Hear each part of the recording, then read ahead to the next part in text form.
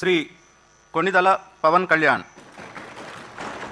కొణిదల పవన్ కళ్యాణ్ అనే నేను శాసనసభ సభ్యుడిగా ఎన్నికైనందున శాసనం ద్వారా నిర్మితమైన భారత రాజ్యాంగం పట్ల నిజమైన విశ్వాసం, విధేయత చూపుతానని, భారతదేశ సార్వభౌమాధికారాన్ని, సమగ్రతను కాపాడుతానని, నేను స్వీకరించబోయే కర్తవ్యాన్ని శ్రద్ధాశక్తులతో నిర్వహిస్తానని దైవ సాక్షిగా ప్రమాణం చేస్తాను.